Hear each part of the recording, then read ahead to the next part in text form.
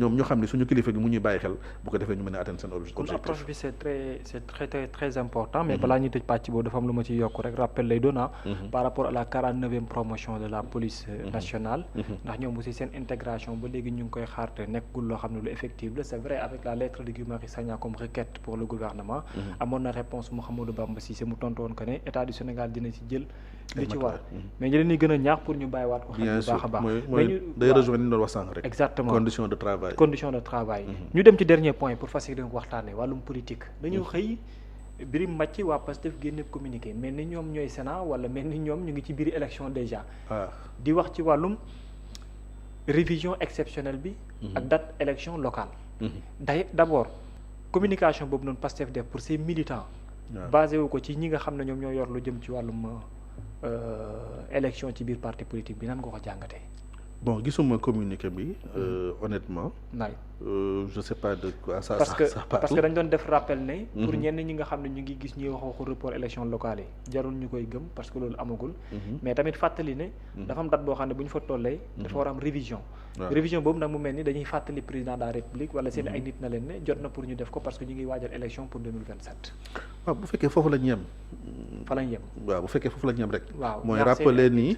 révision bi c'était prévu. waaw par la loi. dañ ko war a def. waaw bu fekkee dañoo bëgg tamit sensibiliser seeni partisans. waaw wax leen ni leen bu leen comme kenn gëmloo ni dañuy reporter élection locale yi. waaw bu fekkee foofu la ñam ban gisuma ci problème parce que liiruma communiqué bi carrément. donc loolu la donc pour man le respect des échéances électorales loolu c'est fondamental. d'accord ci réew mi. waaw kenn oui. mais ñu toll ci étape bi. mu mel ni tous les partis politiques ñu ngi ci. vente de cartes. waaw moom massification foofu la nekk. étape bi lan lay firndeel politiquement bu ñu ko waxee.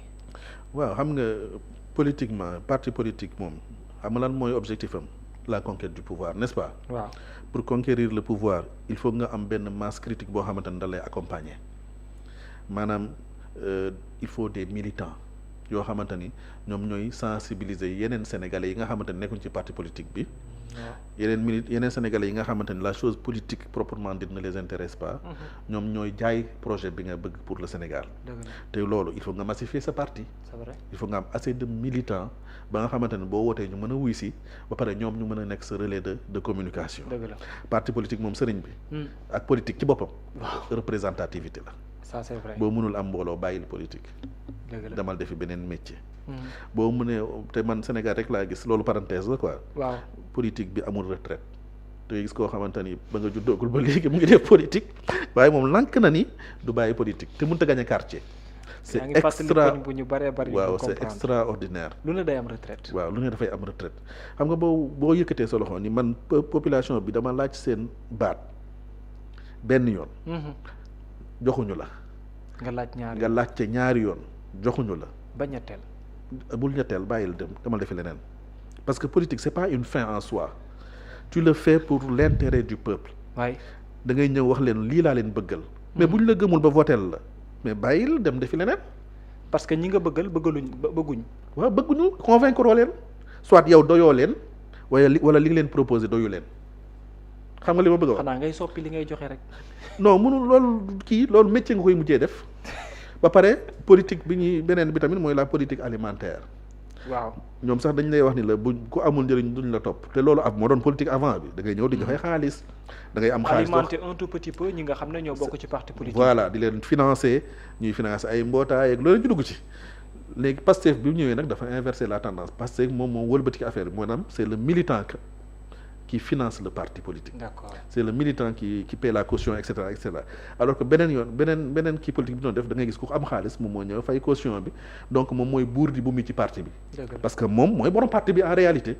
léegi nag système boobu tamit maa ngi def benn appel il faut ñu changer de système au Sénégal parce que suñu politique bi ñuy def dañ ko identifier ci ay nit.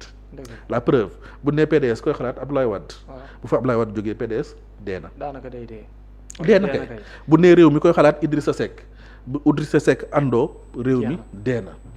PS idem donc il faut que ñu changer de paradigme il faut que ñuy fal ay appareils c'est-à-dire des partis politiques puissants yoo xamante ne parti bi ki ko jiite sax mën na bañ a nekk ki nga xamante ne mooy dem élection. pas une personnalité politique comme c'est le cas aux États-Unis les républicains les démocrates maanaam ñi nekk seen i candidats sax ñoom dirigé wuñu parti yi kii diriger les partis républicains doo xam turam sax yow kii diriger parti démocrate doo xam sax turam mais chaque élection dañuy xool ki nga xamante ni moom mooy le mieux placé ñu mettre ko au devant de la scène accompagner ko nag avec une armada de logistique ak avec une armada de communication boo xamante ni moom dina fexe ñu gagné ko. maanaam force bi parti bi lay doon ak idéologie bi muy incarné. merci beaucoup ak programme bi muy def. merci beaucoup foofu la ñu war a àgg parti bi idéologie programme mais pas nit bu ko defee ki nga xamante ni moom moo nekk au devant de la scène même bu accéder à la présidence moom feuille de route bi nga xamante ni parti bi moom la jaay sénégalais yi moom lay appliquer à la lettre. dëgg la comme Diomaye Faye fi mu toll nii xam nga Pastef moom moo ko porté avec le programme de Pastef. bi mu ñëwee feuille de route bi nga xamante ni Pastef décidé woon na ko moom la war a appliquer à la lettre waru ci dindi virgule parce que tout simplement loolu lañ jaay sénégalais yi ba sénégalais yi nii leen waa d'accord nan reddition des comptes moom lañ jaayoon sénégalais yi justice pour tout le monde justice pour les martyrs loolu lañ jaayoon sénégalais yi li ñëpp bokk ñëpp jot ci loolu lañ jaayoon sénégalais yi politique ci suuf ordre ci kaw waaw politique ci suuf la loi ci kaw l'ordre ci kaw loolu lañ jaayoon sénégalais yi donc loolu la war a mettre en œuvre alors bu ñu tollee ci moment boo xam ne dafay mel ni concurrence Pastef vente de carte 1 million pour ñenn ñi Amadou Ba prochainement la semaine prochaine Amadou oui effectivement la coalition Diomaye peut-être dans une réorganisation à la limite c'est comme si ñu ngi ci benn période de combat politique ci loo xam ne on est à 1 an de l'élection locale waaw nan nga ko gisee lu normal la parce que doo xaar ba élection yi ni kët ni jot nga ne da ngay massifier bien avant les élections parce que massification bi ma souligner ci benn affaire quand la coalition Diomaye moom dafay dajale ay parti politique parti télécentre yoo xamante ni amuñu benn représentativité loolu mooy dëgg tamit daal nit day jógee fële rek daal ni man mouvement politique la dama bëgg a adhérer ci Diomaye président ñu maanaam soxna si daal lay accueillir daal di photo ak yow n'est-ce pas du ñu vérifier ci ginnaaw sax ba xam yow am nga ñaari nit yu la topp n'est-ce pas waaw te Dieu sait que ñooñu di ñëw di adhérer si ak di photo aussi ñoom mënuñoo gagné sax kër gi ñu dëkk mënuñu faa gagné bay gagné quartier loolu mooy am donc au moment où ñooñu di dajale des partis politiques télécentres insignifiants Ousmane Ousmane et le PASTEF ont eu l'intelligence ñoom cibler les véritables militants boo xamante ni dañ koy identifier par son nom son prénom fu mu dëkk ak son numéro de téléphone peut-être son email comprendre nga léegi avoir de véritables militants ak avoir des partis télécentres vides lan moo gën a objectif moo gën donc objectif 2 millions de militants boobu c'est pas nekkul objectif bu compliqué boo ko diviser par 500 commune bu ne nga ne ko am nga lii mooy ci sa pàcc yaa ngi may dégg responsable commune bi woo responsable quartier yi ni leen quartier bu nekk sas na la nga recruter tant de militants je dis n'importe quoi par exemple ñu ne quartier bi sas na la nga indi 100 militants yu bees militant bu nekk ñu sas na ni la yow dama indi 10 militants 10 fois 10 ñaatal du 100 10 militants ku ci nekk ñun la indil 10 militants yu bees rek xam nga loolu c'est pas compliqué ba pare élections yi ñuy jëm c'est des élections locales c'est-à-dire yow mi dëkk ba gox élection mooy li ñuy wax maanaam xëccoo gox-goxaat yi man mi dëkk Kébémer man maa war a convaincre waa Kébémer war a convaincre quartier ba ma dëkk du yow mii Babacar yow yaa war a ñëw Kébémer pour convaincre à ma place man ci sa Kaymoor wala Ndimb wala Kaymoor laa jëm mu ngoog beneen bi mooy ba ma ko mayee tamit le mode d'élection des maires wax naa ko waxaat ko pour man il faut changer ça carrément parce que xam nga maire bi il est élu au suffrage universel on le sait mais à travers une liste comprendre nga liste bi Pastef day indi listam waa APR indi seen liste ñeneen indi seen liste est-ce que liste boobu ña fa nekk mooy les conseillers municipaux ñoom ñooy représenter askan bi assurément non pour man kii représenter askan bi ki nekk ci quartier bi mooy le délégué de quartier pour man il faut organiser des élections dans les quartiers sous la supervision du préfet nga xamante ni délégué de quartier bi waa quartier bi ñoo koy far comprendre li ma bëgg wax bu ñu falee seen délégué de quartier ba pare ba noppi kooku moo leen di représenter ci conseil municipal bi mooy dem ca mairie ba leeroog maire ba bu ko defee maire bi tamit moom kese mooy yëkkati loxoom du liste moom kese moom ñu xool ba xam doy na leen ñu fal ko wala doyu leen bu ko defee day mel ni day am comme assemblée nationale ni muy amee day mel ni day am assemblée locale mooy le conseil municipal boo xamante ni ce sera constitué par les délégués de quartier délégué de quartier bi mooy wax maire bi man sama quartier dafa am problème mu pavage dafa am problème mu éclairage public dafa am problème mu sécurité y a des familles vulnérables parce que moom moo ko xam moo fa dëkk sur la base besoin wu délégué de quartier boobu mu wax mu exprimer ci la ñuy defee le budget de la commune. comprendre nga leen bëgg wax bu ñu defee budget bi ba pare nag délégué de quartier bi moom moo ñëwaat ci ginnaaw contrôler l'exécution budgétaire. efficace moo naan budget bi ñu waxoon. prévoir woon nañ ci def ay éclairage public sama quartier. ba tey gisaguma ko fu nañ ci toll. gis naa ni am na ay familles yoo xamante ni c'est des familles vulnérables war nañ leen jàppale sur le plan social. kenn jàppale gu leen ba tey foo leen ci toll. xam nga li ma bëgg a wax. donc moom mooy contrôler l'action du maire. donc maa ngi après les députés notamment les pouvoirs publics. ñu revoir le mode d'élection des maires ba nga xamante ni affaire bi day représentatif ba pare bottom ëpp lay nekk. maanaam ci suuf la jóge jëm ci kaw incha allah ça serait pertinent en tout cas ci idée boobu noonu. mais beneen bi mooy fi ñu toll nii gars yi niñ melee nii. Seydina Omar. qui doit se méfier de qui. c'est-à-dire. mais kii doon sa vidéo kii de moom xaw na par rapport gars yi ni ñuy xëccoo nii ñi taxaw nañ fii ñi taxaw fii. parce que ce qui est sûr et certain ci ni ñu waxee pour expliquer la mooy. coalition Diomaye mën na tubbee ci Pastef comme mën na tubbee ji ci APR. APR mën na tubbee ci coalition Diomaye comme nouvelle responsabilité mën na tubbee ci APR Pastef tam mën na dem tubbee ji feneen qui doit se méfier de qui. déjà ñoom wax nañ seen objectif coalition Diomaye par le biais de Maïmouna Ndour Faye tu te rappelles. xam nga gars yi da daan am noon bu am xel sax moo ma gënal am xarit bu ñàkk xel parce que xarit bu ñàkk xel sa stratégie bi dama koy wax sa stratégie lay ñëw def ko ci place publique bi. bu ko defee te moom du ko yëg en réalité. li ñu jaay président bi ci sama njort d'après li ñu comprendre mooy dañ ni ko il faut nga am benn appareil politique boo xamante ni moom mooy porter sa communication. comme si moom Pastef porté ko au pouvoir comme si Pastef mënu ko accompagner ci communication bi sur le plan politique. comme si gouvernement bi amul service de communication bu mën a porter la communication du président d'accord. léegi bu ko defee ñu ni ko il faut nga jël ci APR jël ci PDS. jël ci Pastef jël ci probablement Pastef jël ci ñeneen. nouvelle responsabilité mooy Amadou Ba. waaw léegi nag ñi nga xamante ni Sénégalais yi dañ ni ñun d'accorduñu ak yéen. voté nuñu leen. waaw doyoo leen ñooñu lañ koy proposer ñu ñëw wër ko. comprendre nga. analogique bi dans tout ça c'est-à-dire ñooñu lan lañ mën a wax Sénégalais lu ñu mën a dégg. lu dul ñuy ay attention yéen nekkoon ngeen fi ay ati at gis neen li ngeen mën gis neen li ngeen def doyoo leen ñu. donc seen wax sax duñ ko déglu. donc le président de la République warul sax nourrir l'ambition n'est-ce pas. d'entretenir Diomaye président maa ngi koy wax di ko waxaat moom li ko war. moom mooy rejoindre sa famille naturelle mooy le Pastef. encore une fois c'est pas Diomaye président qui a porté Diomaye à la présidence c'est le Pastef qui a porté Diomaye à la présidence ñeneen ñi maa la koy wax dañoo ñëw rek bootu ci affaire bi parce que xamoon nañ ni xamoon nañ ni parce que mooy gagné moom laay wax lii moom laay junj li mu wax maanaam logique nanguwut ko histoire nanguwu ko les faits récents yi nanguwul loolu xam nga li fi xew mooy lan la da ngay fekk benn locomotive muy toll ni Pastef mu wóor la ni Pastef mooy gagné élection yi nga ni xaaral ma ñëw bootu ci coalition bi te yow sa quartier ba nga dëkk kenn xamoo ko kooku noonu Maître Tine moomu. ndigal Ndiaye de yaatu na ndigal Ndiaye. mu ko ku nekk mën nga ci boot par Maître Tine moomu dafa am mouvement politique wala parti politique nu mu tudd man xaw ma ko. wóor na boo defoon micro trottoir génn ci mbedd bi daani le parti de nu mu tudd Maître Tine moomu. Maître Tine Abdoulaye Tine wallahi al azim boo interroger 10 Sénégalais. jàpp naa ni 9 yi sax duñ ko xam n'est-ce pas. d'accord donc kooku noonu.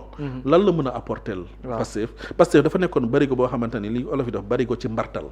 puus mu dem puusul mu dem. donc il était évident que di Pastef mooy gagner élection yi donc ñi ñëw di bootu dañuy bootu pour ëllëg am ay poste de responsabilité wax naa ko ba tàyyi nekk ministre nekk député nekk maire nekk directeur général. par conséquent maa ngi proposé waat beneen affaire. les coalitions il faut bannir ça au Sénégal. bannir carrément. mais la politique c'est une addition Omar. mais ku bëgg a def politique nga ñëw dugg ci parti politique bi. parce que coalition kii la raccourci la en réalité. ascenseur la da ngay fekk des militants yoo xamante ni dañoo am mérite yàgg a xeex ci parti bi. yàgg a massifier comme ni ñu koy waxee léegi. yow nga créer ce mouvement rek greffé wu tu as directement une audience au niveau du chef de parti. alors que le militant lambda bi nekk à la base musul gis peut-être Ousmane Sonko. te pourtant moom mooy massifier xam nga li ma bëgg a wax. parce que raccourci la te yow tu n'es pas représentatif ah. après bu poste yi génnee ñu non man tam soutenir naa lool. am naa tur léegi kon il faut ñu jox ma benn responsabilité yow est-ce que yow yaa ëpp mérite ki nga xamante ni moo nekkoon di massifier parti bi yaa ëpp mérite ki nga xamante ni cadre bi nga xamante ni mu ngi ci parti moo nekkoon ci réflexion stratégique yi. Assurément non, mais on est obligé de te donner une part du gâteau. Parce que tout simplement da nga bokkoon ci coalition bi il faut bannir ça def ay partis forts yoo xamante ni dañ koy encadrer par la loi ku dem élection amoo 5% dañ lay dissoudre nga xamante ni Sénégal boo moytul 3 wala 4 partis yu mag lay am ku bëgg a militer dem à la base ñu def ay primaires ñu def noonu pour man loolu laa gëm daal. est-ce nga yaakaar ñu dàq élection yi pour le président de la République ndax dégg naa waa FDR ñu Omar Sarr sax dinaa la ko fàttali dañ fas yéene lëkkaloog Amadou Ba. waaw nouvelle référence yooyu te xam naa loolu moom coalition bu ngand la fas yéene doon. de non ngand de non rek. de non seulement. waaw de non xam nga. mais Omar Sarr un maire là plus de 20 ans. Amadou Ba 3e ci élection législative yi 2e ci élection présidentielle yi Omar loolu kenn du ko xeeb yow tamit. Amadou Ba ñaata nit ñu ko doon indil ay parrainage bi mu nekkee bi mu def présidentielle. waaw ñu ngi woon ci ay 2-3 millions. ñaata nit ñoo ko voteel am na écart de. bari na bi ñëwee ci législative yi ñaata voix la am ci ginnaaw Macky Sall sax la toog. waaw loolu dëgg la. mu ngoog nit ñi du ñu bétail politique boo xamante ni man daal maa jiite mouvement bi wala parti politique bi fu ma jëm fa la nit ñi jëm loolu jamono weesu na ko de jamono fi mu toll mooy nit ñi seen xel la ñuy utiliser dañuy xool kan moo gën ci ñoom. pour askan demal sa yoon te bañi fi. ma ne demal sa yoon te bañi fi demal sa yoon bu ñun du ñu ànduñoo ak yow. nekk sa bétail politique boo xamante ni bu la neexee tey nga ni man PS laa àndal bu subaa nga ni APR laa àndal bu subaa nga ni PDS laa àndal foo jëm daal ànd ak ñun mel ni ñun amuñu xel amuñu droit au chapitre loolu xewwi na bu amoon tamit xewwi na la théorie des identités remarquables xam nga kan moo ko dindi. Sonko moo ko folli. Sonko la théorie des identités remarquables c'est-à-dire bu dañ naan bu njëkkoon bu daan def politique da ngay ñëw ci benn dëkk nga ni attends dëkk bii ñan ñoo fi am baat ñu ni telle personne kat. identité remarquable la parce que dirigé na association boo xamante ni y a 500 personnes tel sëriñ mën na la joxeel ndigal comprendre nga. tel kii dir na telle personne dirigé na tel mouvement politique. nga jéem a jël ñooñu. jéem a waxtaan ak ñoom dil ak ñoom pour ñu soutenir la. d'accord pour nga am assez de voix pour gagner la commune wala le département et cetera xam nga li ma bëgg a wax. waaw léegi nag Ousmane Sonko dafa weddi lool xam nu mu ko weddee mooy day ñëw ci commune daal ni man Ababacar Kébé laa bëgg ngeen voteel ko. waaw commune bi kenn xamul kuy Ababacar Kébé. ñu voté. amul association amul dara Ababacar Kébé nekk maire commune ba. wala député commune bi comprendre nga. waroon na essayer loolu sax nag. léegi waaw amul yow di nga mën a nekk maire bu baax incha allah. bëgguma ko sax léegi bu njëkkoon tamit da ngay am benn chef religieux bu ni jox naan digal sama taalibe ñu voteel tel candidat loolu amatul. ñoom sax sañatuñ ko fi mu toll nii parce que taalibe yi tamit dañoo am xel mën a def la part des choses boo ma joxee ndigal ci lu jëm ci màggal gi ci lu jëm ci gàmmu gi ci lu jëm ci ay zikkat dinaa ko def waaye boo ma joxee ndigal ci lu jëm ci politique dem naa la sëriñ bi bàyyi ma tag ma tànn ki ma doy sama xel waaw foofu la jamono toll ngëm-ngëm baa nga fa waaye xel mi ngoog moo tax man la théorie des identités remarquables Ousmane Sonko moo ko weddi donc ñoom bu ñu jàppee ni politique addition la rek mouvement plus mouvement 200 personnes plus mouvement 300 personnes on a 500 personnes ñu ngi nax seen bopp. est-ce que tam waxu ko pour wane catégoriquement sa position entre ñi chercher diggante Pastef et la coalition Diomaye. coalition Diomaye moom la ñu war a dissoudre waaw parce que amul raison d'être légalement logique ba naa ni dama radical ah. non sa yar bi dafa tàng jër. non parce que amul sens. Diomaye amul ci intérêt. il va perdre sur toute la ligne ku ko bëgg dëgg doo ko digal mukk mu entretenir la coalition Diomaye Faye. jarul yafal. franchement parlant repp dee. merci jeex naa yow koy xam nga li xew. déet loolu dafay teel. repp dee le terme approprié yaa ko génne fi mu toll nii repp dee reppul dee la. teelul. non mënuñu dajale ay. non ndax teelul ci wax loolee. parce que tamit ay objectif wala ay bëgg-bëgg tam mën naa juddoo fu ne. doole tam ci politique mën naa dekkee nu ne. li muy def daal mooy yafal xar ba mu màgg mu ñëw mbëkk ko. loolu baaxul loolu moom wax jàng ci kanam. loolu baaxul waaw. yàlla bu mu la mbëkk fu mu la mbartu mu ngoog moom li ma koy digal su fekkee sañ naa ko mooy mu allié wu ak son frère Ousmane Sonko rejoindre sa famille naturelle mooy le Pastef ñu def li nga xamante ne moo tax Sénégal yi fal leen mooy nekk ci soxlay sénégalais yi. moom la chose politique sax da ko war a bàyyi carrément parce que dafa démissionné nekk au-dessus de la mêlée dafa démissionné woon ci poste sam bi mu amoon Pastef pour être au-dessus de la mêlée. ba mu defee loolu tamit sénégalais yëpp ko ci naw respecté ko ci ba mu wàccee yoon boobu sénégalais yoo ko yëpp dañ koo xamal ne ko yoon bii nga jël gënaluñu n'est-ce pas. donc moom il doit incarner pleinement le rôle de président de la République bàyyi Ousmane Sonko mu nekk le chef du gouvernement diriger les politiques publiques bu ko defee bu ñu àggee ba 2029 dëgg nag mu céder la place bàyyi Ousmane Sonko nekk candidat parce que ça c'est la volonté populaire képp ku xam sénégalais yi ni ñu xalaatee dañoo dëgër bopp ci seeni choix sénégalais yi tant que porté wuñu Ousmane Sonko à la magistrature suprême xool lu mu mën ak lu mu mënul seen xel du dal seen xol du dal. il est déjà ci campagne élection locale yi. comme ni ko ñenn ñi di waxee ndax loolu nga gëm wala ndax élection locale yi. trajectoire la rek. mais sa véritable vision c'est 2029. waaw exactement parce que élection locale yi en fait wax ju rëy lay nekk incha allah. pour wax ñi nga xamante ni dañoo am ambition wu faire face au Pastef. élection locale yi mooy nekk incha allah seen i tontu bi mooy yéen kat vous ne faites pas le poids devant Ousmane Sonko. vous ne faites pas le poids devant Pastef donc local yi lañ leen di tontu bu ko defee 2029. mën a yomb ci ñoom. d'accord waaw mais à toute chose tamit adversité daf ciy baax parce que daf lay dolli jom. waaw wàññiwul dara ñii ñëpp di jóg di wax wàññiwul dara day dolli jom Ousmane rek day dolli jom waa Pastef. géew mi day xumb. waaw day xumb. parce que ku nekk nag am nga droit am say ambition daal. jërëjëf Seydina Omar ambition day légitime wala mu bañ a légitime nag. en tout cas amoon naa mbégte bu mag a mag. mu di gëj waay. waaw man de fii la ëppee. xam naa ni gars yi ne ma tey dëgër nga këcc de bon xam naa ne daal Seydina Omar tey radical na trop. bon maa ngi jéggalu de xam nga tamit parfois tamit il faut dire les choses telles quelles. wax waxin la daal. waaw te waxtoo koy wax loo. mais jërëjëf tey sëñ Babacar léegi yow moom jàppale nga ma ci. donc daal lu ci dëng. waaw nañ xam ni sama matadi la rek. jërëjëf lu ci jub ñu xam ni sama borom la. maa ngi amoon mbégte tamit jàkkaarloo ak yow. ak jàkkaarloo vraiment internetu Seneweb yëpp. jërëjëf mu nekkoon Seydina Omar Diop nekk koo xamante ni spécialiste la jëm ci wàllu